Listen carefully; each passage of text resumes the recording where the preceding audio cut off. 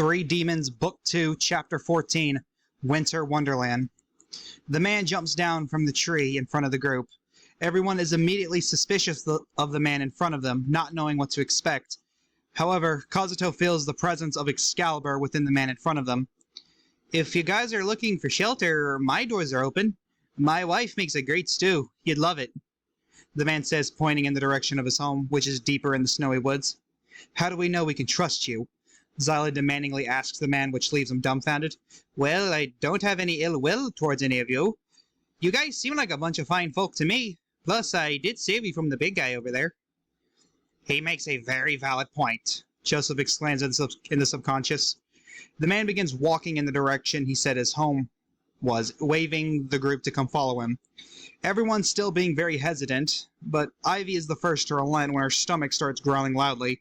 That was the cue that forced everyone to follow the bald stranger to his home. So, where are you guys from? We don't get a lot of visitors around here, lot. The man asks them, trying to strike up a conversation. Everyone is hesitant to answer, though Asuka is the one to do it eventually. We're from Kosuke Town, just down south.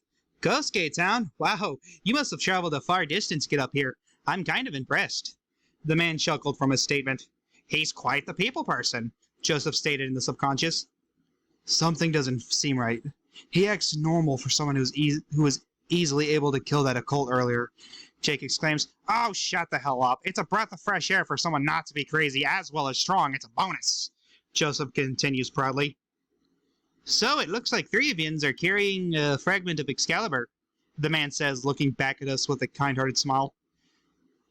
Everyone is shocked to hear that he casually mentions Excalibur out in the open and immediately prepares themselves for a surprise attack, but are immediately put to ease seeing the man smile. What's wrong? You lot look surprised or something. He continues. Sorry, weren't expecting to hear you just casually mention Excalibur like that. Asuka tells the man. As Kitsune walks close to Randy and whispers something to him.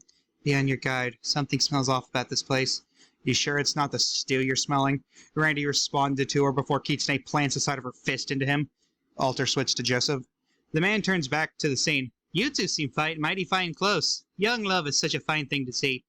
Joseph is holding on to his abdomen in pain. She is best friend. Of course we're close, he says with a pained smile on his face. Kitsune just looks disgusted. Absolutely not. The man smiles at the two before he continues to walk to his home, to which the group arrives just moments later. This is the place. Godrich Town is about a 5-minute walk in that direction, if you need anything. Oh, well, shoot. I didn't even let you lot know my name. Edmund Callagher is the name, Edmund tells the group with a smile on his face. Everyone walks into Edmund's home. Edmund is immediately greeted by his two children, both girls who appear to be his daughters. They greet him and jump towards him and hug him tightly. Tori, Brooke, have you two been good for your ma? The girls nod as his wife walks in wearing a kitchen apron. Catherine, honey, I'm back from my walk. Edmund tells his wife with a big grin on his face. Looks like you've experienced more than just a walk. Look at all these people. Catherine responds with a giggle. I love this family. Not a single negative thing here, Joseph says loudly. I'm glad you feel that way, buddy, but you're going to love Catherine's cooking more. Edmund tells Joseph, to which he responds, Oh, you better not disappoint then. The group then eats the stew prepared by Catherine. It was as delicious as Edmund was hyping it up to be. So he and Joseph are talking about it with each other and just having a good old time at the supper table.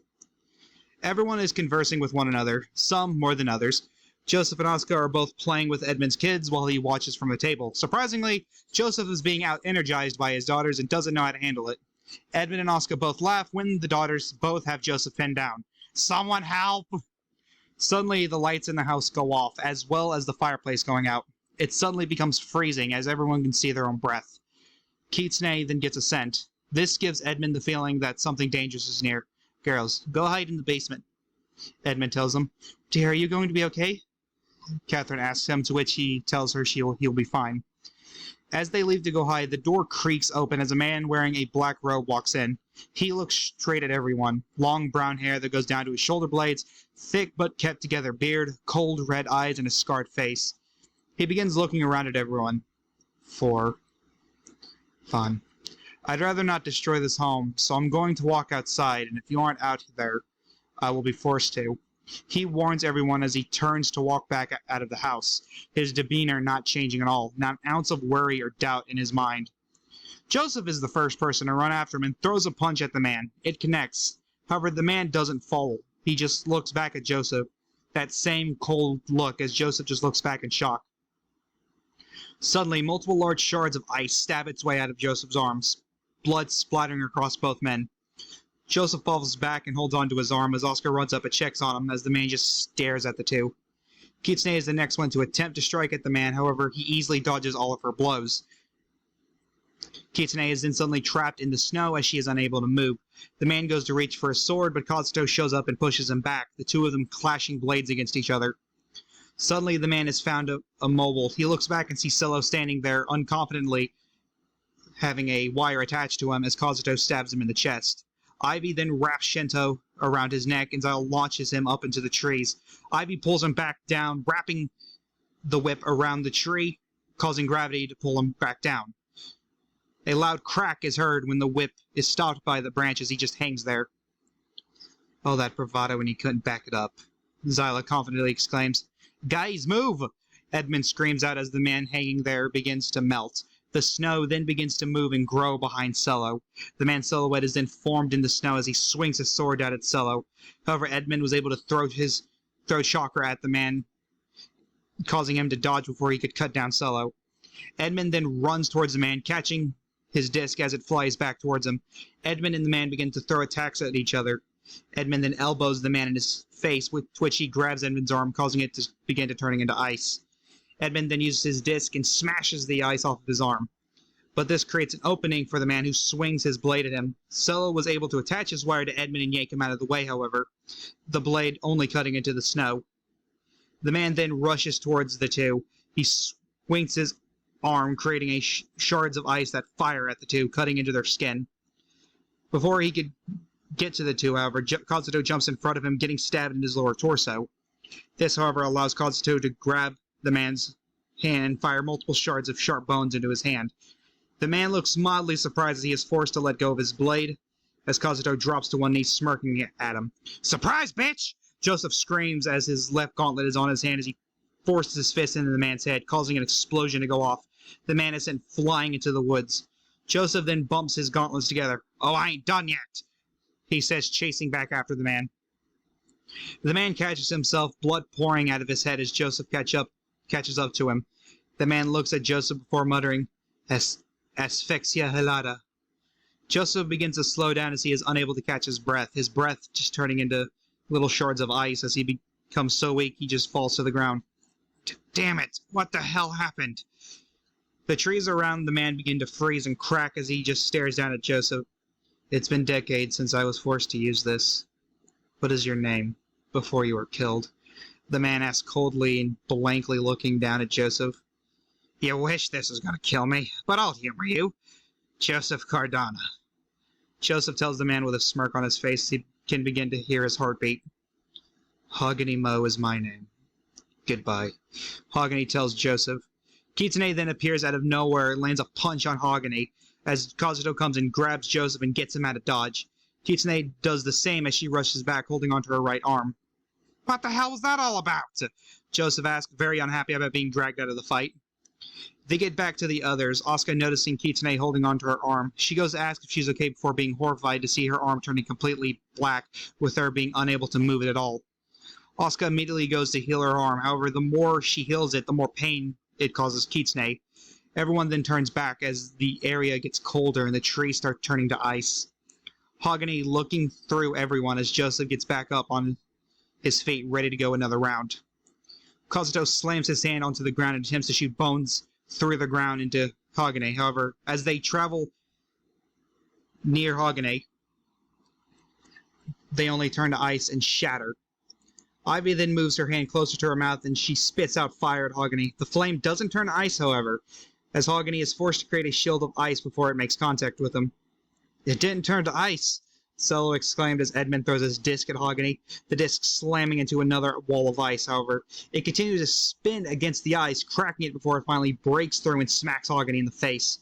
Zella then slams her warhammer into the ground, causing spikes to form in a trail towards Hogany.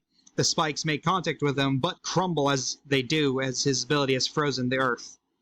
Damn it, Silas says to herself as Ivy reaches into her sleeve and pulls out a long, dense string. Ivy flicks the string towards Hogany. Ember cord! She screams out as pockets of fire snap from the string as the string cracks like a whip, catching Hogany off guard. Solo stands there, not knowing what to do. He's never faced an opponent that completely negates his only ability. He grits his teeth and lowers his head. Hey, Cello, I know you're moping right now, but I need a favor. I want you to attach that wire thingy on me. I'm gonna go and hit that bastard really hard. So when I start being affected by this ice thing, pull me out. Good, good. Joseph tells Solo. Solo just looks at him, not expecting to be asked for any sort of help in the battle. Solo does attach the wire to Joseph before he runs back into the fight, Joseph once again being affected by the cold temperatures around Hogany as his skin begins turning pale, as he grabs Hogany and bashes his face in with his left hand, causing another explosion. Hogany then slashes Joseph across the chest, causing blood to splatter onto him. Joseph catches himself and forms a ball of red arcana in his hand. Demon shot! Joseph fires the attack at Hogany as his skin begins turning a subtle hint of blue, causing Sella to pull him out of the fight. As Joseph is being pulled back, a blast of yellow light in the form of a sword swing is fired at him, hitting him in the chest. Joseph spits up blood as the attack leaves a burning sensation. He drops down to the ground, writhing in pain. The smoke around Hogany disappears as fallen angel wings appear wrapped around him. Damn fallen angel, Kazuto exclaims, looking at Hogany. Kazuto then forms a cannon onto his arm and fires a fireball at Hogany. In prison, Hogany mumbles to himself as a wall of ice forms around everyone, the barrier causing the fireball to extinguish midair as temperatures continue to drop. Kazuto is then left awestruck as Hogany just looks through him. Alter switch to Randy. Tempest Wave!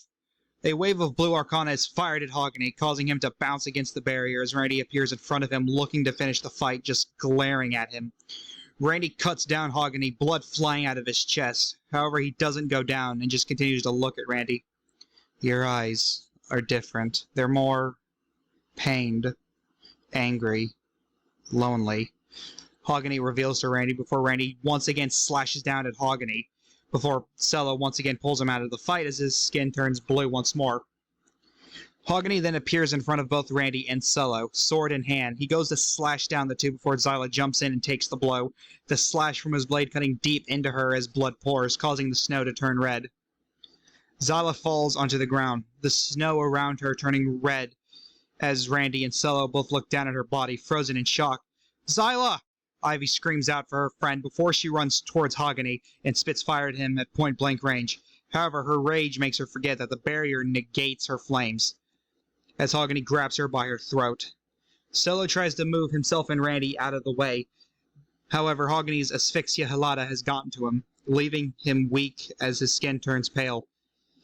Edmund then runs up behind Hogany and chop blocks him, causing him to drop Ivy and drop to one knee, allowing Edmund to bash his disc against the side of Hogany's head.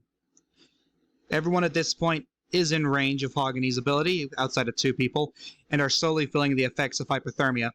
Edmund drops down to one knee next to Hogany due to having lack of feeling in his legs now. Hogany stands himself up and just looks around at everyone. The farthest two people away are Kitsune and Asuka, who aren't being affected currently, but are recuperating from earlier. Hogany doesn't give them much thought as he grabs Edmund and picks him up by his head, his skin turning blue quickly as he coughs up chunks of frozen blood. Hogany then snatches the disc from his hand. Shatter. Hogany mumbles as Edmund is frozen solid and shatters in front of everyone. Randy grits his teeth and tries to get up, but is unable to. This catches Hogany's attention. I know this isn't pleasant to see, but this is the life you asked for. Hogany tells Randy as he goes to pick up Zyla and do the same thing. Suddenly, the barrier begins to crack and dissolve. Hogany turns and sees four individuals standing by the opening. Those are some familiar faces, Hogany says to himself. Two of the women, one being young, wearing glasses. She has a slim figure, short black hair tied up in a short ponytail, as well as green eyes. The other woman, also wearing glasses and young in appearance. Her hair is long and straight, reaching down to her lower back, colored in black, with her hair being pulled out of her face, her eyes being violet in color. Lady Luna, Lady Sonia, Solo weakly says to himself. Luna and Sonia are also standing with Ria and Ava. Quite the trouble you've all gotten into, Ava exclaims as she lets out a giggle. Ah, shit, Kazuto says to himself. End of Chapter 14.